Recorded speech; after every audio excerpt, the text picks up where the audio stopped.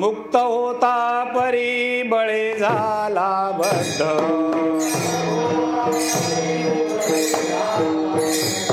मुक्त होता परी बळे झाला बद्ध,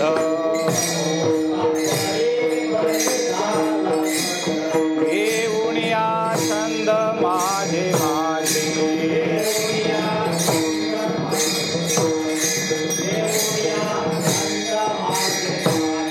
मुक्त होता परी बळे झाला बद्ध, मुक्त होता परी बळे झाला बद्ध,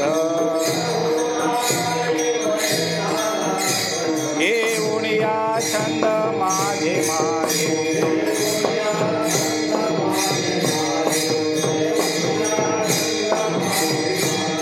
पाप पुण्य अंगी घेतले जडून, पाप पुण्य अंगी घेतले जडून, कर्मणेने कोण करीता तो,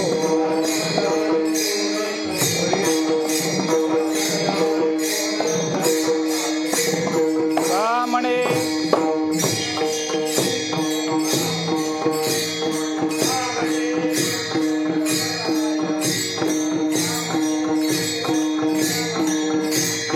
कामणे येथे गेले व्यर्थ विण, जैसा मृग येना मृग जडी,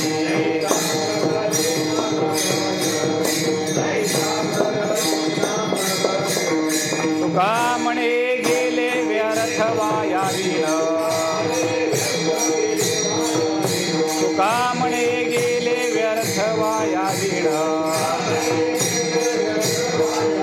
जैसा मृग येना मृग जडी,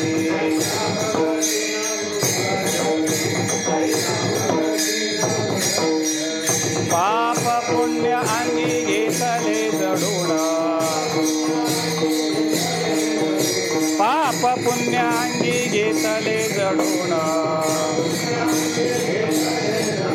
कर्मणेने कोण करीता तो,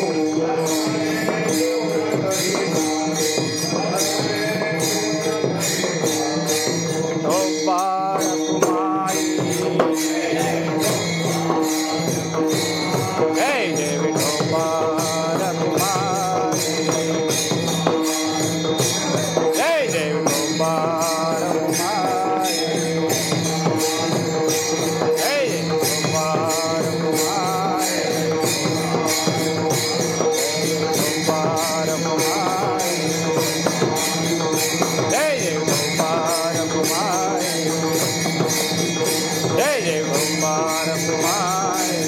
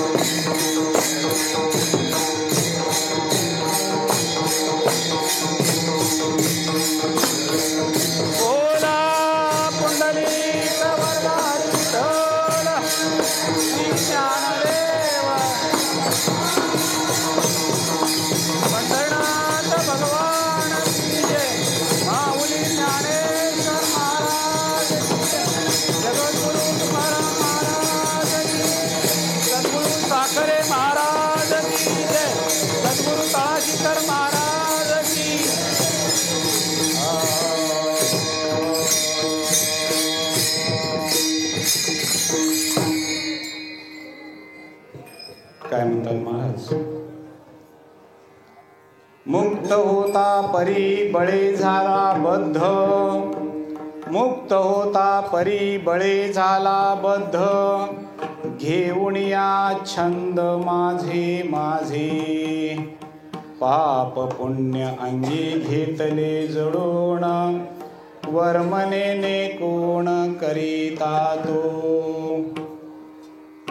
तुका म्हणे गेले व्यर्थ वाया वीण, तुका म्हणे गेले व्यर्थ वाया वीण, जैसा मृग क्षीण मृग जळी, पाप पुण्य अंगी घेतले जडून, वर्मनेने कोण करीता तो. विठोबा रखुमाई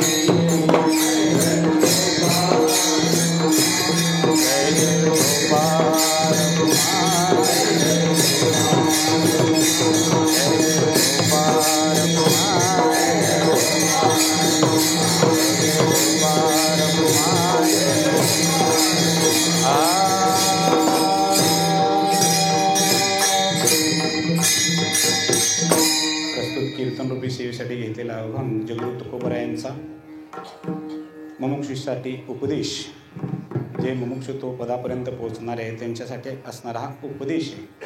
विशेष करून याच्यातील 2 चरण जी आहेत ती 2च चरण फार महत्त्वाचे आहेत. 3रं चरण आहे उदाहरण आहे, ज्याला आपण वैदांतिक सिद्धांत म्हणतो. त्या सिद्धांतासाठी दिलेले दृष्टांत आहे.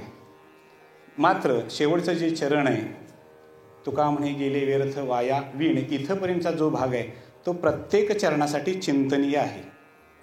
आणि अगदी शेवटचं जे चरणातला भाग जो आहे, जैसा मृगक्षीण मृगजळी, हे शास्त्रातलं वेदांत शास्त्रातलं उदाहरण आहे. म्हणजे आपल्याला 2.5च चरण आहे आणि 85 मिनटं माझ्याकडे आहेत. त्या 85 मिनटामध्ये सगळ्यांचा आदर केला जाईल, फक्त ढेंगेवाडीची पुनरावृत्ती होऊ नये एवढीच अपेक्षा आहे. कारण झाला आता तो विषय नको आहे. आता लोक कंटाळता कामा नयेत इतका आपण विचार करूया. त्यामध्ये सगळ्यांच्या चाली, इतर सगळ्या गोष्टी थोडंसं नियोजन केलं तर चिंतन थोडंसं आपल्याला मांडता येईल. आणि मधली चाल नको म्हटलं आणि शेवटला घ्या म्हटला तर तरी आपल्याला भरपूर चिंतन करता येईल. 9 वाजले आणि जर चालू राहिली तर त्या ठिकाणी मी जय विठ्ठल करणार. पहिल्यांदाच सांगतोय, टाईम इज मनी. कळे ना? हां, म्हणजे सगळ्यांचाच विचार असू दे, सगळ्यांना घेऊन पुढं जायचं आहे. घेतलेला विषय सुटणं फार महत्त्वाचं आहे, तोही पुढं जायचा आहे. ऐकण्यासाठी आलेले लोक आहेत, त्यांना ऐकायला मिळालं पाहिजे, विषय समजला पाहिजे, एवढाच माझा अगदी एक छोटासा अल्पसा असा भाव आहे. विशेष करून माऊलींचे संजीवन समाधी सोहळा हा आपल्या भागातील 7 दिवसाच्या सप्ताहाच्या रूपानं फक्त सरोड्यामध्ये केला जातो. आपल्या भागामध्ये अनेक ठिकाणी केला जात असेल, परंतु आपल्या भागामध्ये मात्र इथं केला जातो. आणि हा एक सेतू आहे. माऊलींचा संजीवन समाधी सोहळा 7 दिवसाचा सप्ताह रूपानं करणे हा एक सेतू आहे. कारण का तर जवळजवळ श्रावणपासून ते मार्गशीर्षपर्यंत बऱ्यापैकी चिंतनाचा मधला जो गॅप आहे तो बराच मोठा गॅप आहे. काही ठिकाणी भाद्रपदाचे सप्ते असतात ते अल्प असतात काही ठिकाणी, पण हा चिंतनाचा जो भाग आहे तो गोकुळाष्टमीपासून ते मार्गशीर्षपर्यंत हा जो फार मोठा मध्ये अंतर जे राहतं ते अंतर थोडंसं का असेना आपल्यापर्यंत भरून काढण्याचं काम इथं सरवडे ग्रामस्थांच्याकडून केलं जातं 7 दिवसाच्या सप्ताहाच्या रूपानं. असं का म्हणाल तर त्याला चिंतनधारा असा एक शब्द शास्त्रामध्ये आलेला आहे. चिंतनधारा म्हणजे काय? ज्या पद्धतीनं पाण्याची एक सरळ रेषा की ज्याला आपण पाण्याची धार म्हणतो, ती पाण्याची सरळ धार एखाद्या कातळावर एकसारखी जर पडत राहिली तर काही दिवसानं जे सुतकीनं फोडावं लागतं ते अतिशय मऊ अशा असणाऱ्या द्रवरूप असणाऱ्या पाण्यानं सुद्धा कापलं जातं. याला धारा प्रवाह असं म्हणतात. चिंतनामध्ये धारा प्रवाह असावा. हा धारा प्रवाह जर चिंतनामध्ये राहिला तर काय होईल तर चिंतनाची गती वाढेल. आणि दुसरी गोष्ट आहे की नेमकं मी कुठं आहे आणि मला अजून समजून काय घ्यायचं आहे, या 2 गोष्टी होतील. जसं आपल्याला संस्कृत व्याकरणामध्ये सांगितलेलं आहे अर्थिम, म्हणजे तिथं तृतीया तत्पुरुष समास आहे. अर्थी हा शब्द लागतो. अर्थी म्हणजे काय तर इच्छा ठेवून केलेलं कार्य. उदाहरणार्थ आपण फक्त विद्यार्थी असा शब्द वापरला तर विद्याम अर्थी इति विद्यार्थी ही उत्पत्ती आहे त्याची, विद्यार्थी या शब्दाची. आता विद्यामार्थी म्हणजे ज्ञानाची इच्छा जो ठेवतो त्याला काय म्हणतात? विद्यार्थी म्हणतात. आणि फक्त पोषणहार मिळतोय म्हणून खाया जातोय त्याला काय म्हणायचं? तसं आता ज्या वेळेला आपण परमार्थामध्ये इच्छार्थी, मोक्षार्थी, जिज्ञासार्थी आणि भजनार्थी हे जे शब्द आहेत हे सगळे या शब्दाशी निगडीत शब्द येतात. मी व्याकरणदृष्ट्या आपल्याला सांगितलं. म्हणून हा उपदेश केलेला आहे तो मुमुक्षुत्वासाठी जरी असला तरी पाठीमागच्या जन्मामध्ये आम्ही काय काय केलेलं आहे हे मला माहिती नाही, परंतु निश्चित हा मानव देह मिळालेला आहे म्हणजे चांगलं केलेलं आहे एवढं गृहीत धरायचं. हे पाठीमागचं काही उकरून काढण्यापेक्षा फक्त धरूया की आपण मनुष्य देह मिळालेला आहे म्हणजे आपण पाठीमागं काहीतरी चांगलं केलेलं आहे. आता एक सूत्र सांगतो आणि त्या सूत्रावर आधारित पुढं आपण चिंतन करत जाऊ. ते सूत्र अत्यंत चिंतनीय असं आहे. या संसार दुःखास कारण काय आहे? शरीर आहे. शरीर हे संसार दुःखास कारण आहे. शरीरास कारण धर्माधर्म, त्याला आपण पाप पुण्य म्हणतो. दुसऱ्या चरणात आल्यानंतर बघू आपण. धर्माधर्मास कारण राग आणि द्वेष हे आहेत. रागद्वेषास कारण अनुकूल प्रतिकूल ज्ञान, अनुकूल प्रतिकूल ज्ञानास कारण भेदज्ञान आणि भेदज्ञानास कारण स्वस्वरूपाचं आत्मस्वरूपाचं अज्ञान. ही षटसूत्री आहे. आता या षटसूत्रीवर पुन्हा द्विसूत्री येते. त्याला शास्त्रामध्ये जीवेश्वर भेद हे प्रकरण सांगितलेलं आहे. कोणत्या पद्धतीनं आहे तर समष्टी उपाधीनं चैतन्य ज्या वेळेला प्रतीतीला यायला लागतो त्यावेळेला ईश्वर भाव होतो आणि व्यष्टी उपाधीनं चैतन्य भाव तयार होतो त्यावेळेला जीव भाव तयार होतो. हे एक शास्त्रातलं सूत्र आहे. या 2 सूत्रानं जर आपण विचार केला तर आपल्याला पुढं अनेक गणित त्यात परमार्थातली अध्यात्मातली चिंतनात बैठकीला बसून सोडवता येते. विशेष करून तुकोबरायांनी इतका अल्प अभंग लिहिण्याचं कारण काय असा ज्या वेळेला याच्यावर चिंतन चालू करू आपण त्यावेळेला ध्यानात येईल की अल्पाक्षरम मतितोह, अतिशय कमी शब्दामध्ये जे सांगितलं जातं ते अत्यंत महान आणि मोठं असतं. तत्वम अशी या महावाक्याचा उपदेश कशानं केला जातो? तत्वम अशी या असं पक्क चिंतन बसायला पाहिजे. लक्षात घ्या. जसं डिंकाचा लाडू कळते ना, डिंकाचा लाडू कुणासाठी? बाळतीनबाईसाठी. तुम्हाला काय दात नाहीत? आमच्याकडे ठरलेलं आहे की बाळतीनबाईला डिंकाचा लाडू. याचा अर्थ काय? पौष्टिकता सगळी त्याच्यामध्ये आहे आणि ती पौष्टिकता एकत्र मिळावी हाच त्याच्या पाठीमागचा एक उद्देश असतो. तसं आध्यात्मिक चिंतन करताना ज्या वेळेला ठाम विश्वास होतो त्यावेळेला कळतं मग हा उपदेश जो करायचा आहे तो त्याच्यासाठीच तो शब्द तत्वम असी. ते तू आहेस. आता ते तू आहेस म्हटल्यानंतर ते कोण आहे तर सत चित आणि आनंद जे आहे ते. आता सत चित आनंद हे ईश्वराचं स्वरूप आहे का नाव आहे. मी आधी सूत्र सांगितले त्याला अनुसरून पुढे जायचं आहे.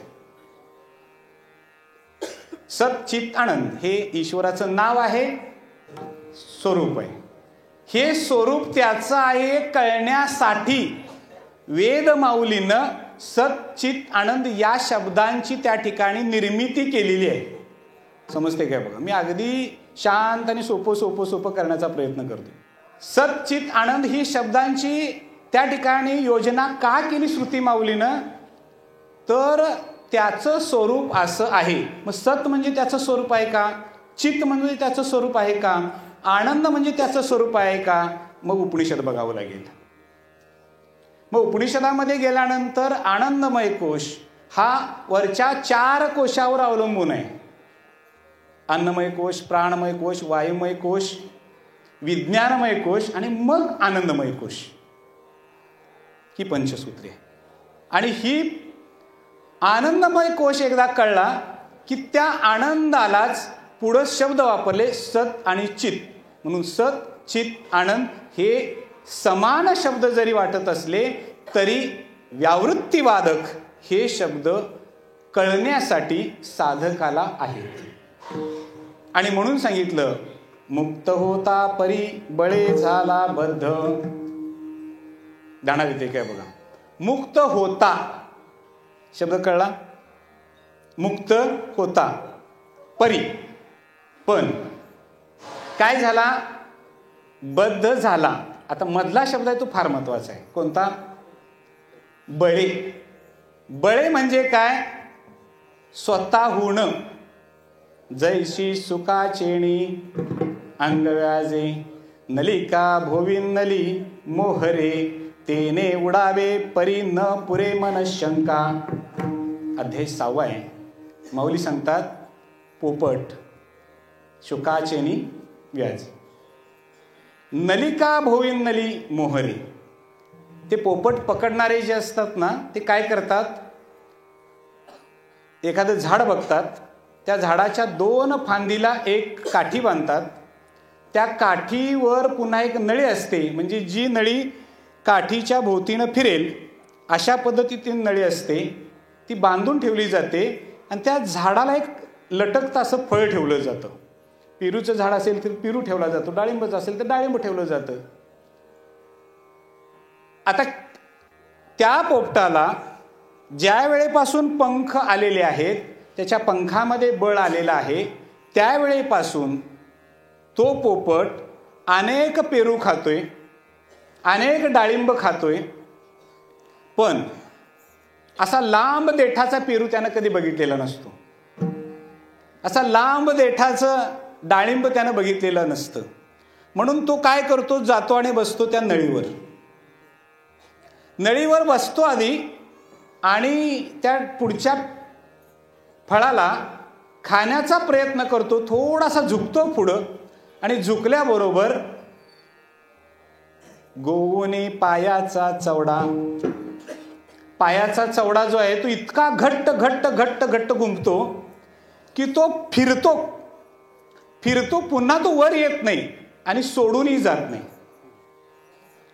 इतका घट्ट घेतो की तो म्हणतो फळ दिसतंय पण खाता येत नाही आणि आता मी सुटू शकत नाही कारण मी बांधला गेला. बांधला मी पुढा व्यर्थच बांधला गेलो. पुढा म्हणजे व्यर्थ. एवढा नाही तर त्याच्या पुढं सांगितलं जरी तोडून नेला अर्धा. त्या पोपटाला जरी तुम्ही अर्धा कापून नेला तरी पायाचा चवडा तो सोडत नाही. आता सिद्धांत तिथं खरा चालू होतो की पोपटाला बांधलं कुणी. स्वतः बांधलं. हे उदाहरण कळलं. आता दुसरं उदाहरण. आपल्याकडं पूर्वीच्या काळी, आता थोडंसं बंधन आहे म्हणून ते लोक येत नाहीत आपल्याकडं, मदारी लोक यायचे. ते मदारी लोक वानर किंवा ते माकड पाळायचे, म्हणजे त्यांच्या घरात त्यांची उत्पत्ती नव्हती. आपल्याकडं गाई म्हशींची आहे तशी. ते काय करायचं की माकड जर पकडायचं असेल तर जिथं माकडांची वस्ती आहे तिथं जायचं, अरुंद तोंडाची एक घागर न्यायची, फुटाणे चिरमुरे वगैरे त्याच्यात टाकायचं, ज्यांना ते पदार्थ त्यांना आवडतात ते टाकल्यानंतर ते काय करतात, तिथं जातात. ते माकड आत हात घालतं, मूठ भरतं आणि वर काढायला चालू करतं. त्याचा आत हात जाईल एवढीच जागा असते.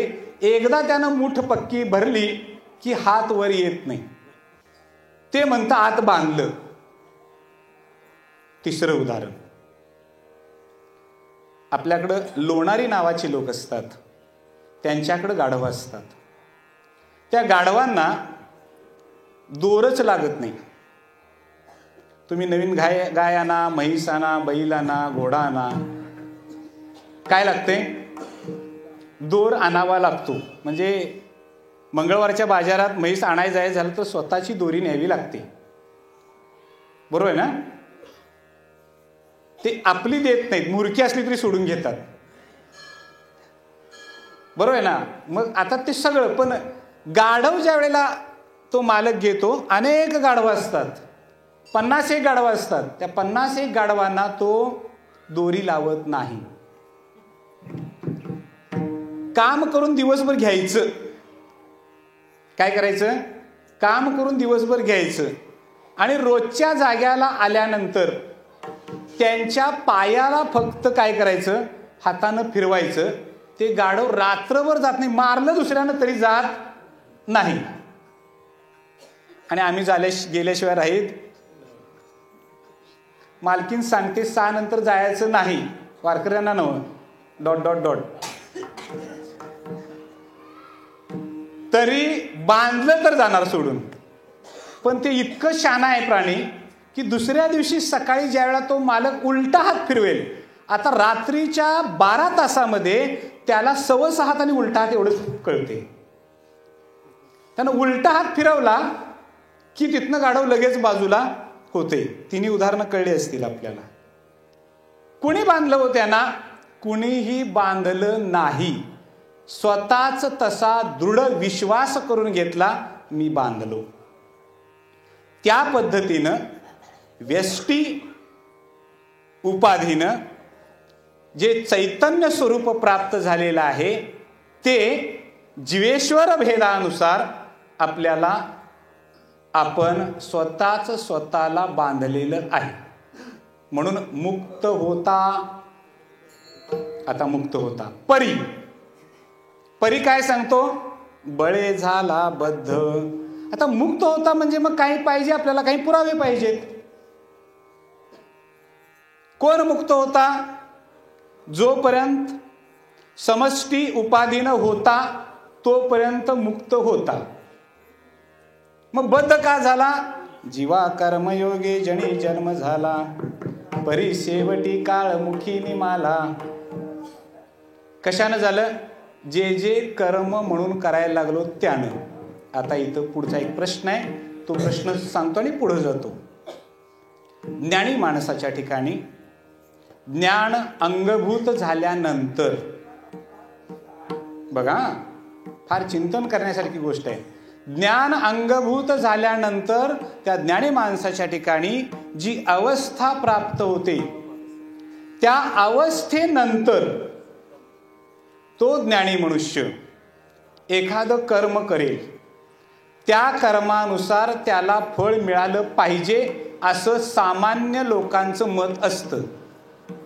पण शास्त्र सांगतं ज्ञानी माणसांच्या दृष्टीनं अंगभूत झालेलं ज्ञान जर असेल तर त्यानं केलेल्या कर्मातून झालेलं पुण्य आणि झालेलं पाप दोन्हींच्या ठिकाणी माझेपणा नसल्यामुळं, हा शब्द फार महत्वाचा आहे, माझेपणा नसल्यामुळं तो ज्ञानी मनुष्य दोन्हीमध्येही अडकत नाही. म्हणजे पापामध्येही अडकत नाही, पुण्याईमध्ये अडकत नाही.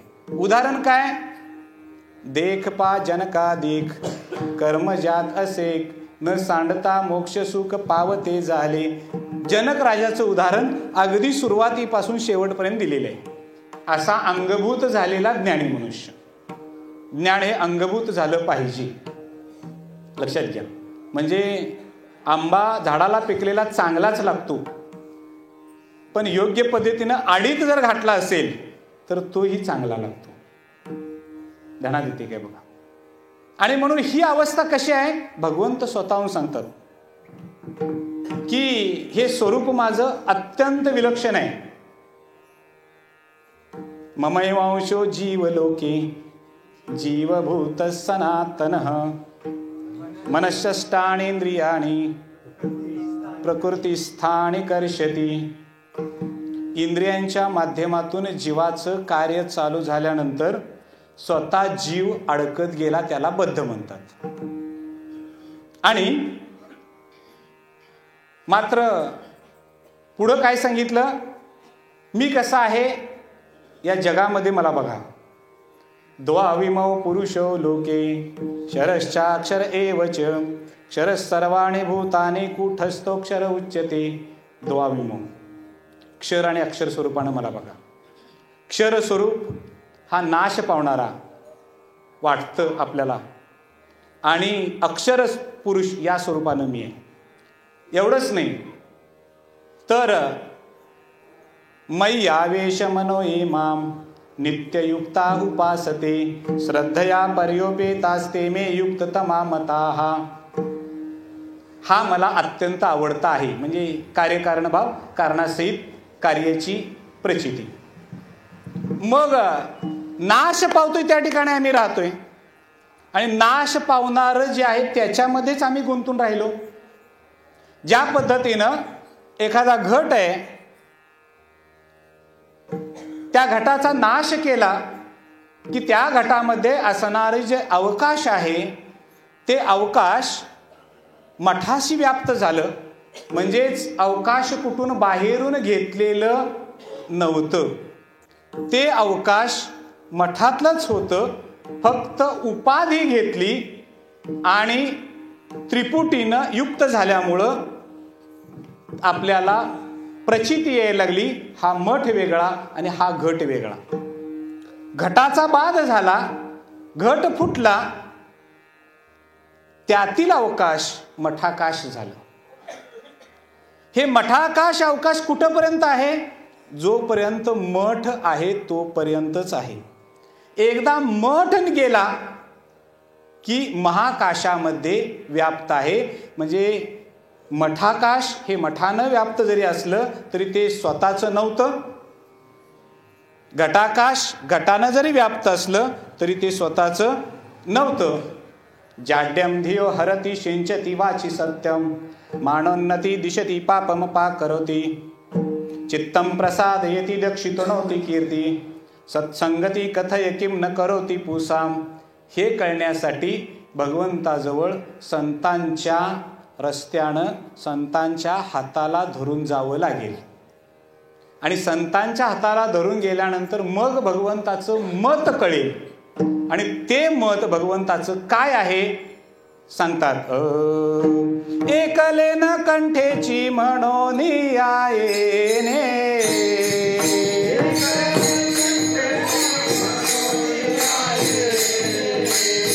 केली निर्माण चौदाही भुवने.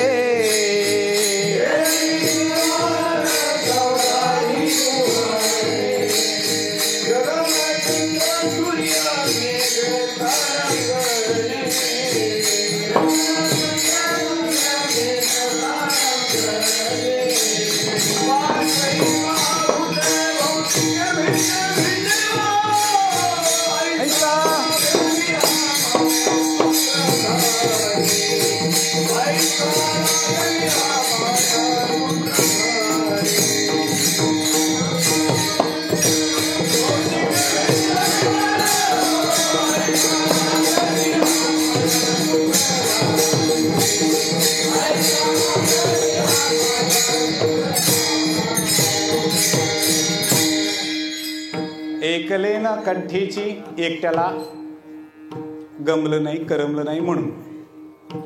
कुणी सांगितलं? संतांनी सांगितलं म्हणून कळलं. केली निर्माण 14 भुवने, गगन चंद्र सूर्य तारांगणे, पंचमहाभूते केली भिन्ने भिन्ने. आता भिन्न भिन्न केल्यामुळं प्रचिती येताना भिन्न भिन्न स्वरूपाने यायला लागली. लक्षात घ्या, ही प्रचिती भिन्न भिन्न स्वरूपानं काय यायला लागली? ज्याच्यामध्ये जसं मिसळेल तशी प्रचिती यायला लागली. बरोबर? उदाहरण सामान्य सांगतो म्हणजे लक्षात येईल. भाकरी बरोबर कोरड्यास खाता भाजी, आणि भाताबरोबर आमटी खाता. आमटीमध्ये काय आहे? मीठ आहे, आणि कोरड्यासमध्ये मीठ आहे. कोरड्यासमधलं मीठ असं त्यानं ठरवलं मी त्यात मिसळणार नाही, तर कोरड्यास तसं खावं लागेल, आळणी लागणार. त्या मिठानं स्वतःला एवढं व्याप्त करून ठेवले, शर्कला लवणम यथा शास्त्रात प्रचिती दिलेली आहे. साखर आणि मीठ या दोन गोष्टी अशा आहेत की ज्या नाही कुठं म्हणत नाहीत, कुठेही नाही म्हणत नाहीत. पण आमटी खाताना चव वेगळी असते आणि कोरड्यास खाताना चव वेगळी असते. का? त्याच्या गुणरूप शक्तीनं त्याला ग्रहण केलं जातं म्हणून वेगळं असतं. नाही तर मीठ एकच आहे की, एकाच डब्यातलं आहे. कालवणचं वेगळं, भाजीचं वेगळं, असं मीठ भातात टाकायचं वेगळं, असं मीठ नाही. पण ज्याच्यात जे मिसळेल तसं होत जातं.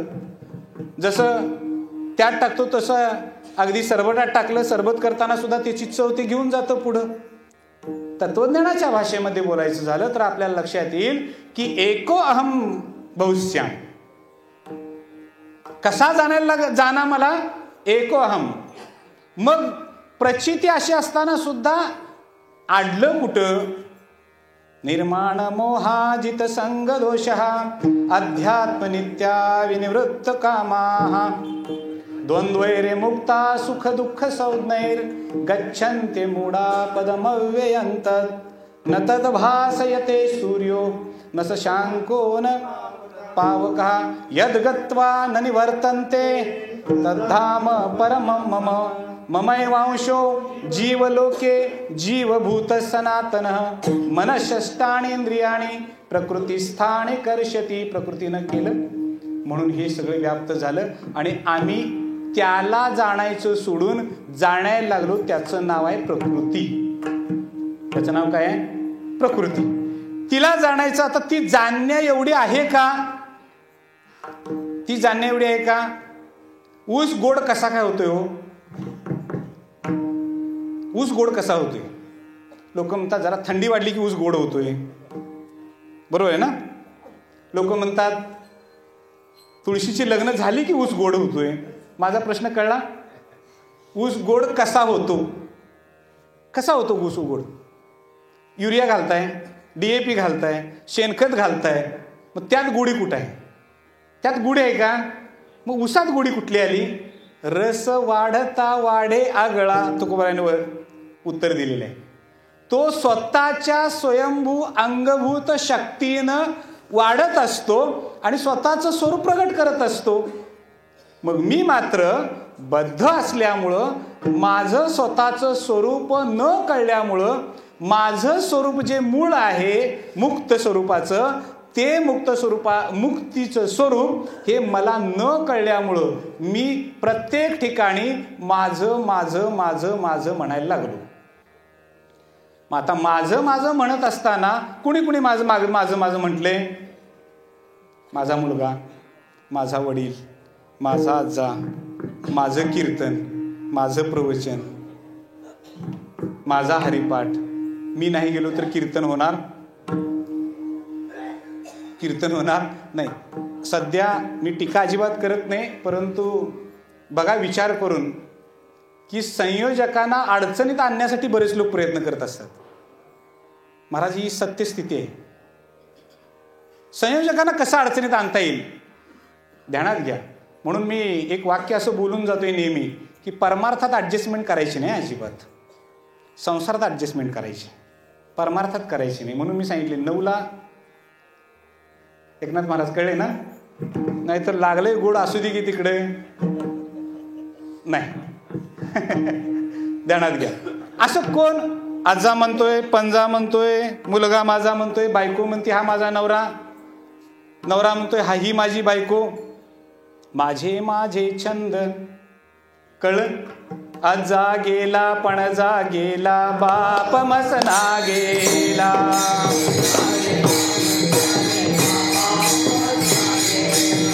देखत देखत ना तू पण तोही तैसा झाला.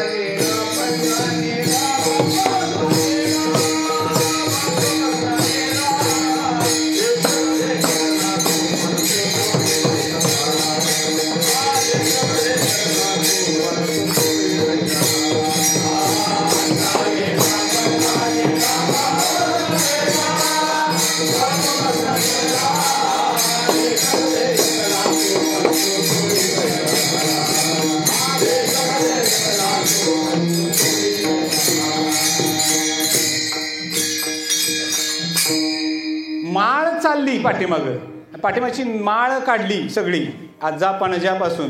सगळ्यांनी माझं माझं माझं माझं म्हटलं, नेलं कोणी. म्हणून आपल्याकडे एक सूप शेवटला देतात संघ, बरोबर ना. गडबडीत रात्रीचा हाक मारा आली सूप द्या हाय काय म्हणून, तर त्या सुपात काय असतंय? धान्य, भात. आणि काय असतंय? सुट्ट पैसे, नोट नाही चिकटून जाईल. काय असतंय? सुट्ट पैसे. आणि मग त्यात जरा शानी माणसं असतात, म्हणजे अध्यात्म कुठं आहे ते तुम्हाला सांगते. तिथं त्यात जरा शानी माणसं असतात, ती काय म्हणतात? त्यात 5 बोटं बुडवा, 5 बोटं बुडवा म्हणतात. आता 5 बोटं बुडवा म्हटल्यानंतर त्यात जातात, ते घासून बघतात, फक्त उलटा हात करून बघत नाहीत एवढंच. जिवंत असताना चिकटत नाही, ती मेल्यावर चिकटते. घासून बघितलंय. या धान्यासाठी आयुष्य खर्च केलंस, काय आलं? या पैशासाठी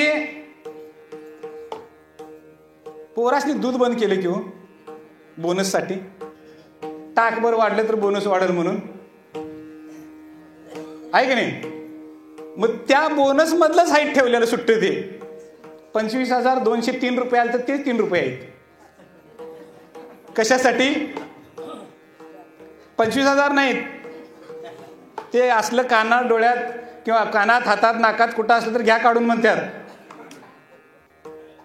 वरचं 3 सुट्टा असतात, ते पण हाताला येत नाहीत. मग ते आता हात बुडवलेलं जे आहे तो प्रसंग कुणासाठी? उत्तर त्या प्रेतासाठी, मेलेल्याच्यासाठी. मग कुणासाठी? किती जण बघता? मग म्हणजे नेमकं आम्हाला जे बघायचं आहे ते बघत नाही. किमान आमच्या हिंदू धर्म संस्कृतीनं काही मृत्यूनंतरचे सुद्धा जे उपक्रम ठेवलेले आहेत ते फार महत्वाचे असतात. लक्षात घ्या, ते फक्त बघितलं तरी कळतंय आपण किती मिळवायला पाहिजे. तोपर्यंत आपल्याला कळत या पोटा कारणे गा झालो पांगेला जना.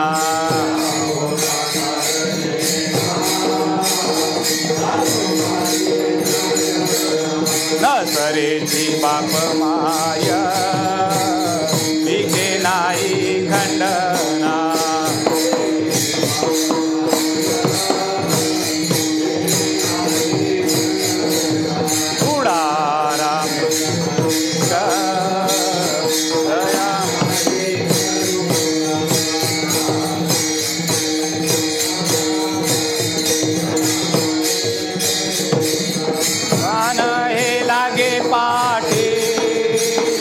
आशा बहु दारुण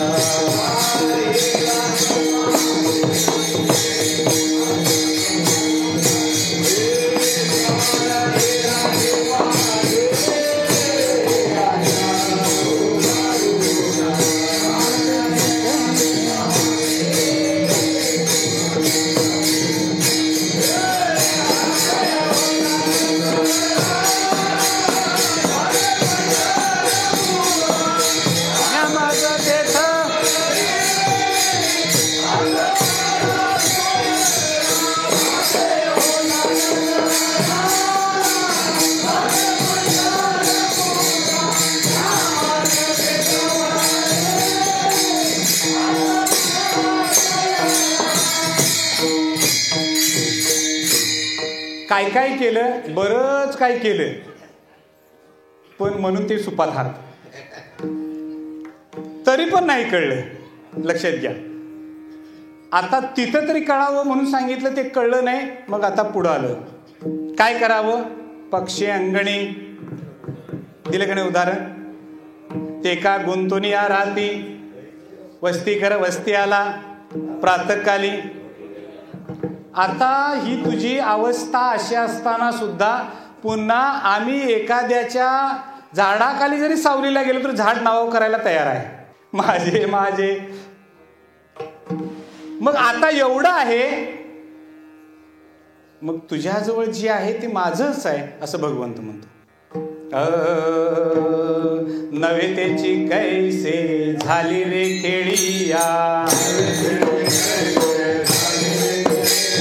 नवे त्याची कैसे झाली रे खेळिया, नाही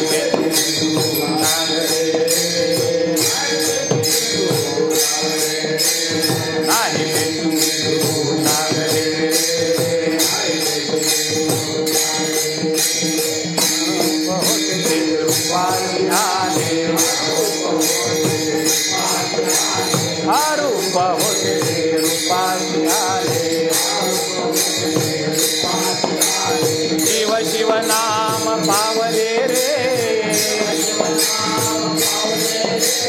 शिव शिव नाम पावले रे,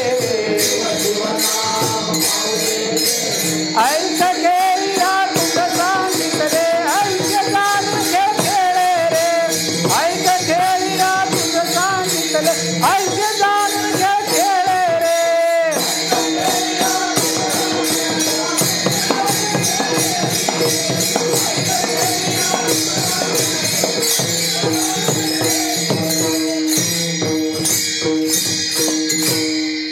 ऐसे जाणून खेळ खेळे, कळते काय बघा. म्हणजे आमच्याकडं दोन डाव वेगवेगळे असतात, दोन डाव वेगवेगळे. एक पानं टाकून खेळणारी लोक असतात, बरोबर आहे, आणि एक चौकोन चौकोनामध्ये पुढं घोडे सैनिक, बरोबर आहे, आणि त्याच्या पाठीमागं राजा वजीर वगैरे वगैरे. हे दोन खेळ आहेत. हे दोन्ही खेळ बुद्धीचे आहेत, आहेत का नाही. दोन्ही खेळ बुद्धीचे आहेत. त्यातला तुम्हाला आवडतोय कोणता सांगा. दोन्ही खेळ बुद्धीचे आहेत. त्याला आपण बुद्धिबळ पट म्हणतो आणि दुसरा पट म्हणतो नुसता. दोन्ही खेळ बुद्धीशिवाय खेळता येत. तिथं शिक्षण लागत, हे कॉलेज बिलेज करायला लागत नाही. ते कॉलेजच्यासनी शिकवतात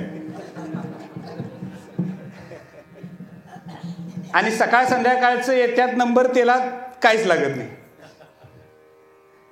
आता दोन्ही खेळांचा विचार केला तर दोन्हीला बुद्धी लागते, पण गुंतून कशात राहते तुम्हाला माहित आहे. विचार बारीक करा. गुंतून राहतोय. बुद्धिबळाचा पट बंद केला तिथून बाजूला झाला की त्यात गुंतत नाही. पण पानं टाकून खेळणाऱ्यांना तो खेळच संपवा असा वाटत नाही. 10 गेलं 100 येतील, 100 गेलं 1000 येतील, काहीच अडचण नाही. बरं 1000 आज गेलं तरी डोक्यात 1000 गेलेल्याच घेऊन जातोय घरात. संध्याकाळी झोपताना सुद्धा विचारतोच, आज 1000 गेले तरी चालतील पण उद्या. बुद्धीचे वैभव अन्य नाही तुझे, बुद्धीचे वैभव एका आहे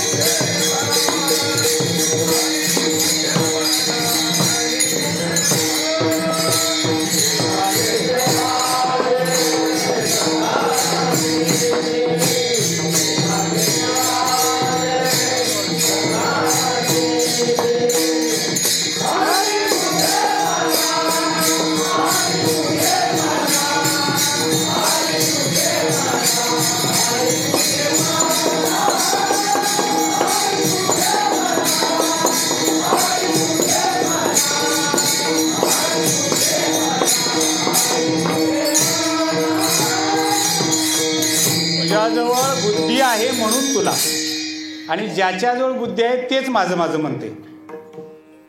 माझे माझे म्हणून व्यर्थ गेला. कोण? ज्याच्याजवळ बुद्धी आहे तेच.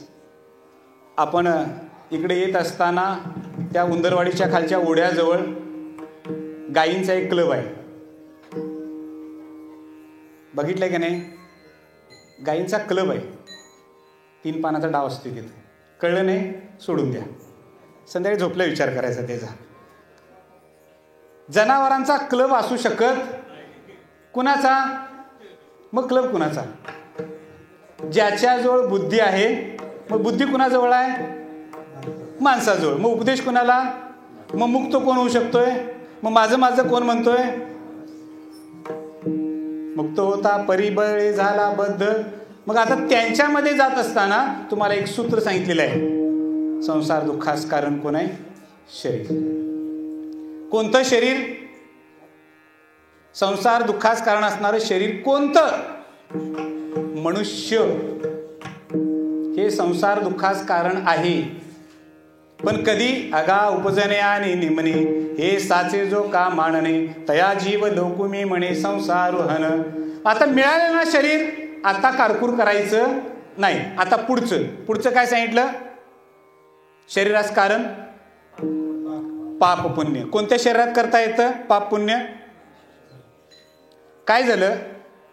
एका गावामध्ये माही होती आणि त्या माहीमध्ये एका म्हैशीनं बकऱ्याला कापलं. वाचाय नाही पेपरला तुम्ही? काय विश्वास नाही सांगण्यावर? दुसऱ्या गावामध्ये माही होती, त्या ठिकाणी एका बोकडाला गायीनं कापलं. आता म्हणजे कसं शक्य आहे? अरे त्यांच्याजवळ काय पाप पुण्य जाणती? त्यांच्याजवळ काहीही नाही आहे. म्हणून शरीर दुःखास पाप पुण्य. पाप पुण्यास कारण काय आहे? राग द्वेष. जनावराला राग आलाच तर धावून पाठीमागे येईल, एखादी धडक मारेल पण डूग धरणार नाही. आणि तुम्हा आम्हाला राग आला तर धावून जाणार नाही, पण कवा काटा काढायचा ह्याचा डूग मात्र धरल्याशिवाय राहणार नाही. पुढं रागद्वेषास कारण अनुकूल प्रतिकूल ज्ञान. मला बऱ्यापैकी 99.99% लोक भेटतील ते म्हणतात उद्धव महाराज तुमचं कीर्तन छान असते. मी त्याच वेळा सांगतोय असं प्रत्येक वक्त्याला म्हटलं जाते. कुणाला सांगतोय त्याला सांगायचं नाही, पुढच्याला आपल्या मनाला आपण सांगायचं, म्हणजे आपली आपण सोडवून होती. लक्षात आले काय? बघा, तुमच्यासारखं कोण बोलूच शकत नाही. ओके, अनुकूल ज्ञान. आणि एखाद्याने सांगितलं काय हो काय येते त्यासनी? प्रतिकूल ज्ञान. मग ज्या वेळेला त्या अनुकूल प्रतिकूल ज्ञानात अडकतोय त्यावेळेला अनुकूल प्रतिकूल ज्ञानास कारण भेदज्ञान. या भेदज्ञानाला 2 पद्धतीने सांगितलं जातं. एक, भेदज्ञान हे स्वरूपाबद्दल असतं आणि दुसरं द्वैतातून निर्माण झालेलं असतं. भेदज्ञान कशातून निर्माण होतं? द्वैतातून निर्माण होतं. द्वैत जर बाजूला गेलं तर भेदज्ञान आपोआप थांबतं. लक्षात घ्या. कीर्तन झाल्याबरोबर महिलांनी पहिल्यांदा प्रसादाला बसायचं. टाळकरी म्हणणार 2 तास उभारून फुकट. सोपं आहे. आपल्यातलंच आपलं उदाहरण देऊया, म्हणजे कुणाला राग यायची काही गरज नाही. आपलंच आपल्याला उदाहरण बघूया. इथं आता भेद झाला का सामंजस्य झालं? भेद झाला का सामंजस्य झालं? काय कळलं नाही? बरं, त्याच्या पुढे जाऊन सांगतो. परगावच्या लोकांनी पहिल्या पंक्तीला बसावं. भेद झाला का सामंजस्य झालं? याचा अर्थ गावचे लोक म्हणणार आम्ही टाळ घेऊन उभारलो होतो की आम्ही काय केले? मग आपण तिथे विचार करायचा, अरे माझ्या गावातला सप्ताह आहे. याचा अर्थ परगावचे लोक लवकर जेवले तर जातील आणि त्यांची सोय होईल. या सोयीला जर कोणी गैरसोय केली तर दुसऱ्या दिवशी कीर्तनला येत नाही. कळलं काय? बघा, या सोयीमध्ये कोणी गैरसोय निर्माण केली तर गावातला पण म्हणतोय काय जायचं, राहू दे तिकडे.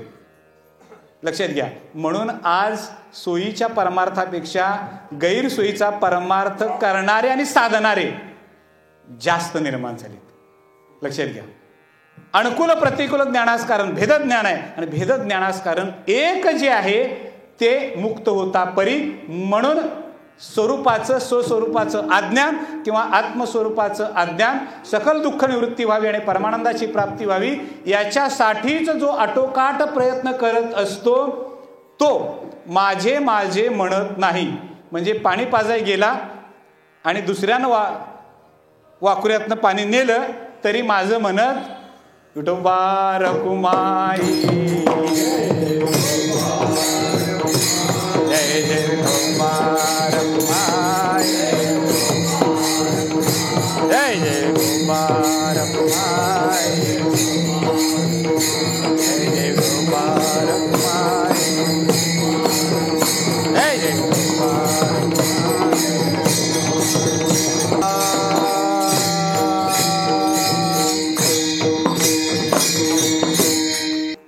पाजायला गेल्यानंतर एखाद्यानं आपल्या पाठ, बऱ्याच आता तुम्ही कॅनॉलवरच्या लोकांचं जर बघितलं तर पाठ सगळ्यांच्या मधला असतोय. आपण बांधून आणलेला असतोय पावसाळ्यातला फुटलेला पाठ, आणि थोडासा डोळा पडायला लागलाय म्हणून आपण ते बांधून पाठ आपल्या ओप्यात आणून पाणी नुसतं पडतंय तोपर्यंत पाणी बंद झालं म्हणून पाठीमागं बघायला गेलं तर एक जण तिथनं पुढून घालून गेलता घरला. मग आता काय प्रश्नचिन्ह.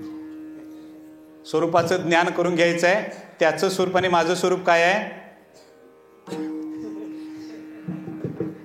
त्याचं स्वरूप आणि माझं स्वरूप एक, त्याचा ऊस आणि माझा ऊस. मग तुझं पाणी कधी पाजून होईल. म्हणून त्याच्या पुढं आता जाऊन सांगतोय, व्यवहारात परमार्थ आणायचा पण परमार्थात व्यवहार आणायचा नाही. अयम निज परोवेती गणना लघुचेत साम. पुढं काय, उदार चरिता नाम तू वसुधैव कुटुंबकम शास्त्र सांगतं. माऊली सोप्या भाषेत सांगतात, हे विश्वची माझे घर ऐशी मती जयाची स्थिर किंबहुना चराचरा पण झाला. आता एवढं सगळं झालं ना की मग कशामुळं माझं माझं म्हणायला लागला, कशासाठी माझं म्हणायला, एवढा दोन विचार आपल्याला सांगतो. कशामुळं म्हणायला लागला, माया नावाची जी गोष्ट आहे ती. मग जे शरीर प्रभूचं दिसतं, भगवंताचं दिसतं ते आणि आपलं एकच आहे, परंतु ती दैवी गुण संपन्न आहे म्हणून तिच्या ठिकाणी ऐश्वर्यता आहे. ते ऐश्वर्य कसलं आहे आणि कसं आहे, कानोबा तुझी घोंगडी चांगली आम्हासी का दिली वांगुली रे भांडावर. देवावर भांडण चालू झालं, तुला घोंगडी अतिशय रत्नजडित अशी आहे आणि आमची ठिगळ लावाय गेले की दुसरीकडंच फाटती. उसाच्या बिलासारखं आमचं झाले. गेला धाटण सोसायटीवाले आहेतच आणि हात उसनं घेतले, त्याला द्यायचं म्हटलं तर दुसरा हप्ता कवा घालत्यात. सोसायटीवाल्याने अनामत नेली तर ती कवा काढत्यात माहिती. म्हणजे त्या 10 टनावर 10×30 हिशोब साधा म्हणजे किती हजार, 30,000. त्या 30,000वर 3 लाखाची उलाढाल करणारे आम्ही माणसं.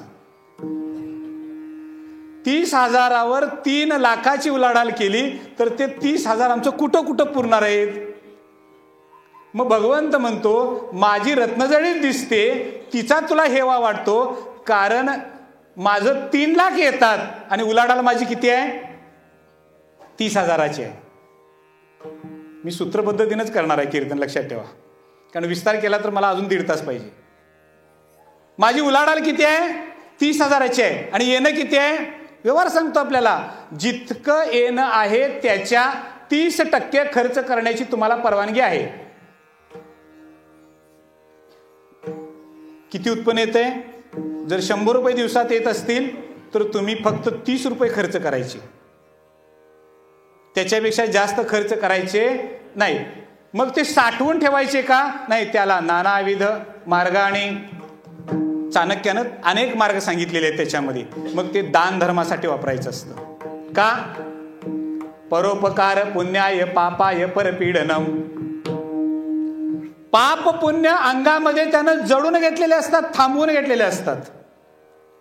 तो पाप पुण्याचा विषय इथं येतो तो म्हणजे फक्त उपाधीमध्ये सतत सतत सतत गुंतून राहिल्यामुळं.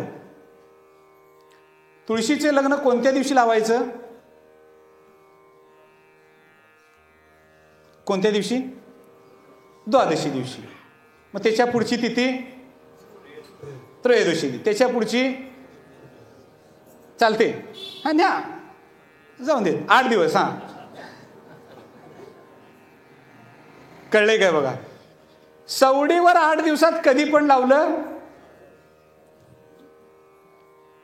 8 दिवसात सवडीवर कधीही लावलं तरी चालतं. एतस्यं ज्ञानं भवति स विज्ञातेन भवति.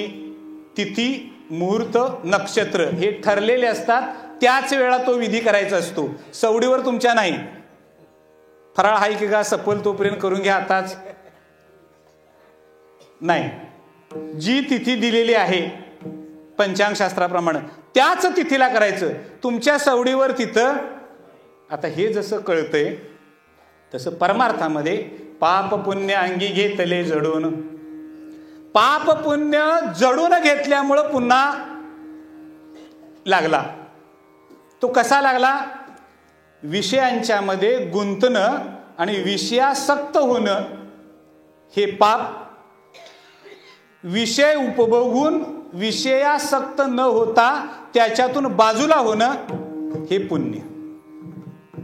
भाड्याचं घर आहे, भाड्याच्या घरामध्ये राहिलोय, अचानक पेट घेतली कुणी त्या घरानं, तिथनं बाजूला झाला. मी पेटवलं नाही म्हणजे झालं. कशानं पेटलं माहिती नाही, पण मी पेटवलं नाही. पण ते घर जर नावावर करून घेण्याच्या इच्छेत असेल तर, म्हणून भाड्या 11 महिन्याच देतात. बॉन्ड करा म्हणतात. किती महिन्याचा? 11 महिन्याचा. 12वा महिना नको. परमार्थ आम्हाला तेच सांगतो. ते पेटतंय म्हटले, पेट घेतय म्हटल्यानंतर तिथनं जो पडदिशी बाजूला जातो तो मुक्त आणि त्याच्यामध्येच गुंतून राहतो. तो काय होतो? तिथं नष्ट पावतो. पुन्हा पुनरावृत्तीनं पुनरपि जननम पुनरपि मरणम पुनरपि जननी जठरे शयनम य संसारे बहु दुस्तारे अपया पाहे पाही मुरारे असं यायला लागतो. मग त्याचं वर्म जाणून घे. ते पाप पुण्य अंगाला न जडून घेता. म्हणून आपल्याला माहिती आहे की एखाद्याला उपदेश करणं हा पापाची गोष्ट आहे काय पुण्याची गोष्ट आहे? उपदेशाचे प्रकार 2 आहेत. एक हिताचा उपदेश आणि दुसरा अहिताचा उपदेश. ज्या ठिकाणी हिताचा उपदेश असतो त्या ठिकाणी पुण्य असतं.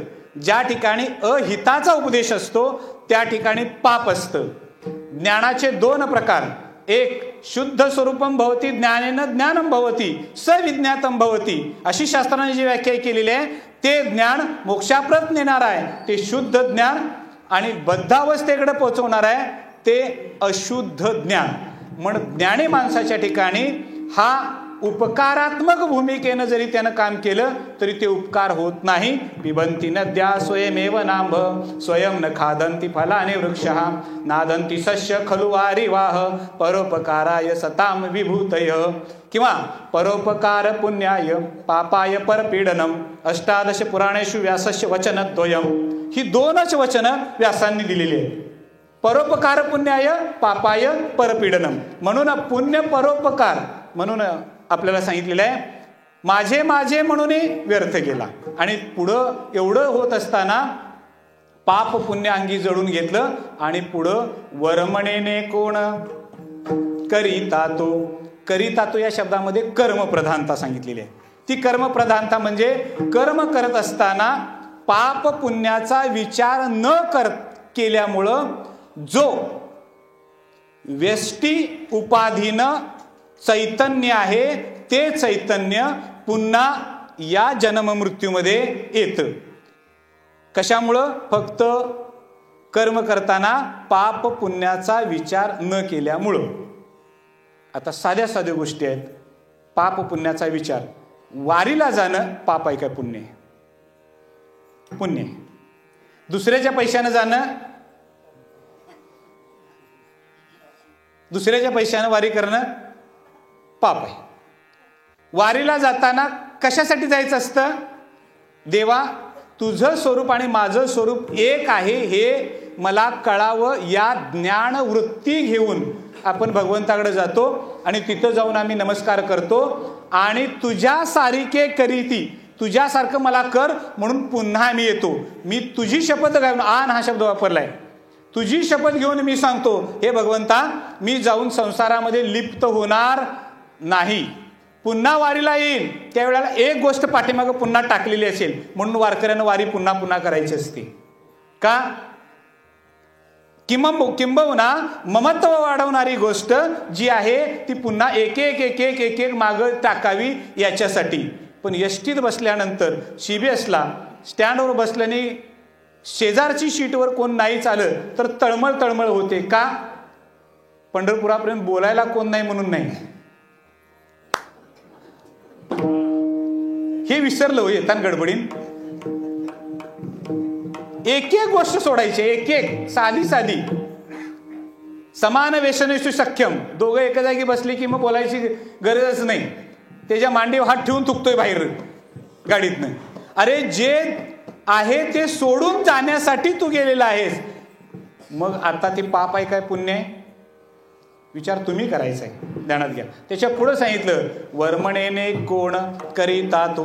ते कर्म करत असताना जे वर्म आहे ते तुला कळलं पाहिजे. ते वर्म ते एक आहे. दृढ धरावा भाव, जाणीव नागवण लागो नेदी ते ठाव. म्हणून संग टाकी सेवी अद्वैत भाव. द्वैताचा संग टाक आणि अद्वैताचा स्वीकार कर. कुणी केला? तुका म्हणे हाची संती. मागे केला उपाव, माग हा उपाय केला म्हणून मी तुकोबरा म्हणतात तुला सांगतो. आता हे सांगत असताना शेवटी म्हणतात की तुका म्हणे अनेक जण.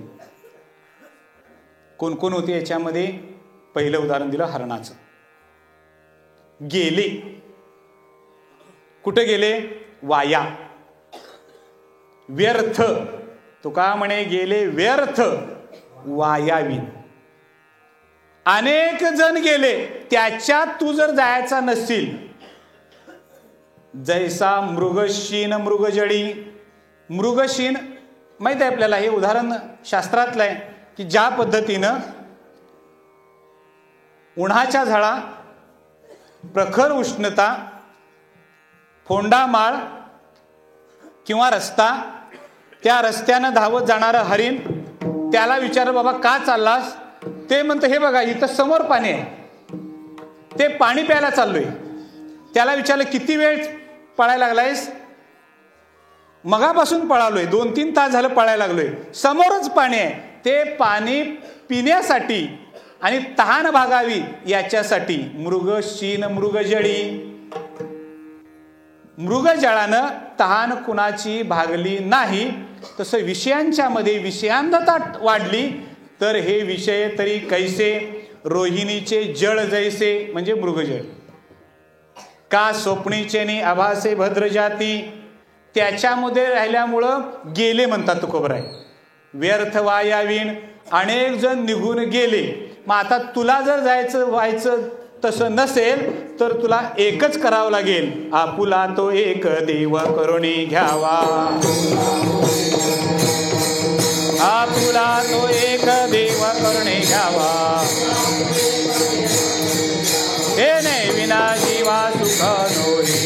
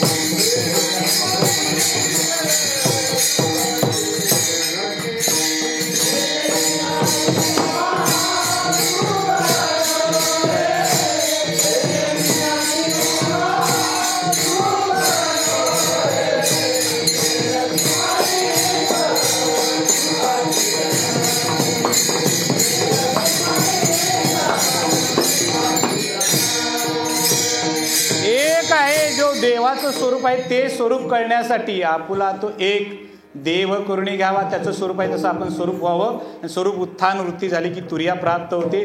ती तुर्या मिळाल्यानंतर त्या तुर्येचा अनुभव घ्यावा आणि मग तेने विन जीवा सुख नो हे, मग जीवामध्ये आणि ईश्वरामध्ये जीव ईश्वराचा भेद नष्ट पावतो. तो जीव ईश्वराचा भेद प्रतीतीला कशामुळे यायला लागलाय? फक्त एर ते माईक दुःखाची जनती नाही आधी अंती अवसाने, याला सुरुवात बी नाही आणि शेवट बी नाही. आणि त्यामुळं नुसतं माझं माझं माझं म्हणत माझं माझं म्हणत पाप पुण्यामध्ये गुंतून गुंतून राहिला. असे तुकोबाराय म्हणतात, गेले, थांबले नाही. त्यावेळेला गेले म्हणतात. आता हे गेले म्हणून 375 वर्ष व्हायला लागल्यात. मग आता त्याच्या पुढे गेले म्हणजे या 375 म्हणजे अनेक गेले. मग तुम्ही थांबणार आहे? आपण थांबणार. जैसा मृगशीन मृगजळी भार वाहे तैसाची परी, या पद्धतीने. उदाहरण छोटंसं सांगतो म्हणजे लक्षात येईल. एक जावाई बापू सासरवाडला चाललेली. आता पूर्वीचा काळ त्याच्यामुळे चालत जाणं होतं आणि चालत जायचं असल्यामुळं आईनं काय केलं होतं, थोडंसं गोडधोड करून दिलेलं होतं. एक 4 पोळ्या दिलेल्या होत्या की जाताना बाळ खाईल, भूक लागली तर थांबेल कुठंतरी असं म्हणून. सासरवाडीच्या ओढीनं हा बाळ अतिशय वेगानं चालला. म्हणजे जितकी लोक पंढरपूरच्या वेगानं पंढरपूरच्या भेटीसाठी जातात, मला वाटते सासरवाडीला जाताना त्याच्यापेक्षा डबल वेगानं जातात.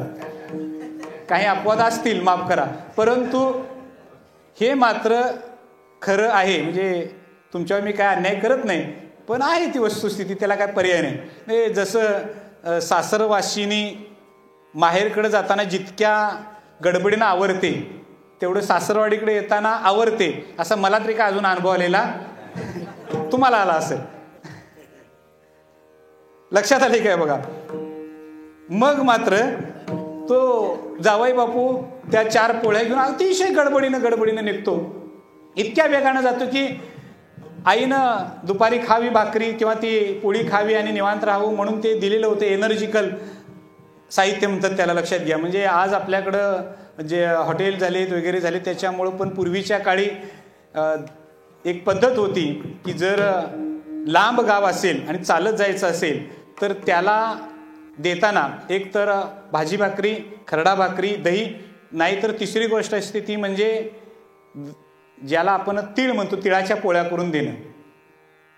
हे दिलं जायचं त्याला आणि ते खात खात तो जाईल, बसून खाईल अशा पद्धतीने आईची एक धारणा होती. तो गेला, अतिशय वेगानं गेला आणि 2 प्यानी होती ती एका प्यान्यातच सपिवलं.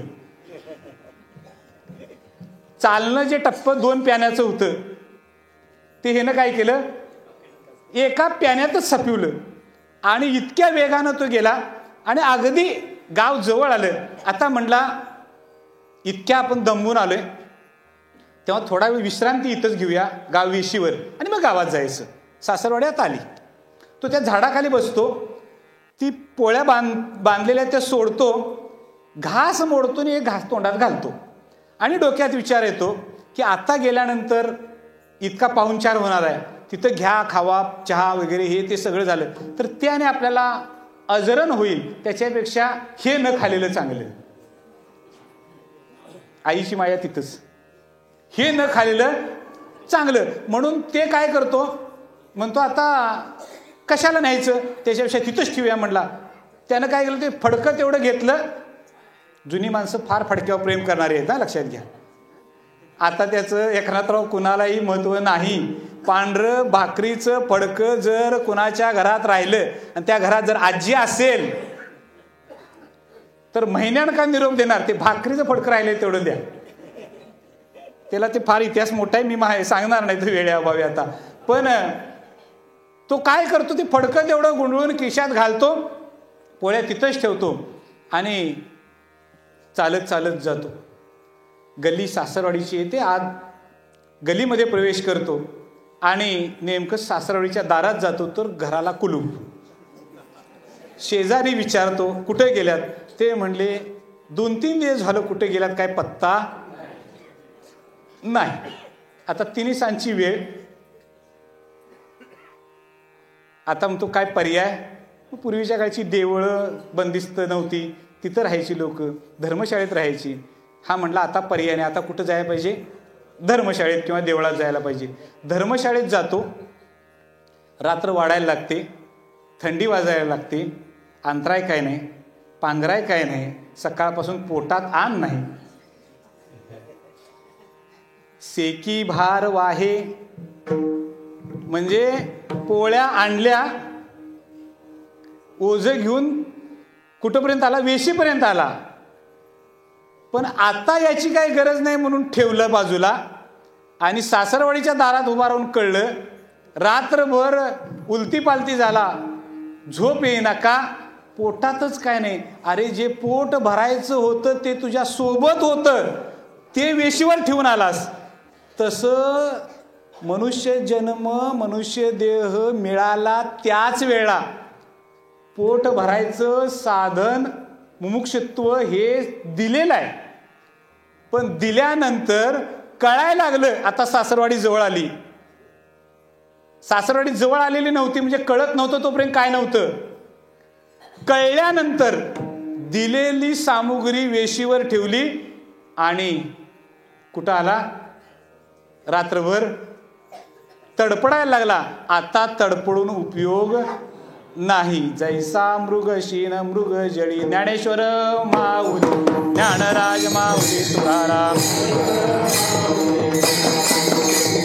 ज्ञानेश्वर माऊली, ज्ञानराज माऊली तुकाराम, हे ज्ञानेश्वर माऊली, ज्ञानराज माऊली तुकाराम, जय ज्ञानेश्वर माऊली, ज्ञानराज माऊली तुकाराम.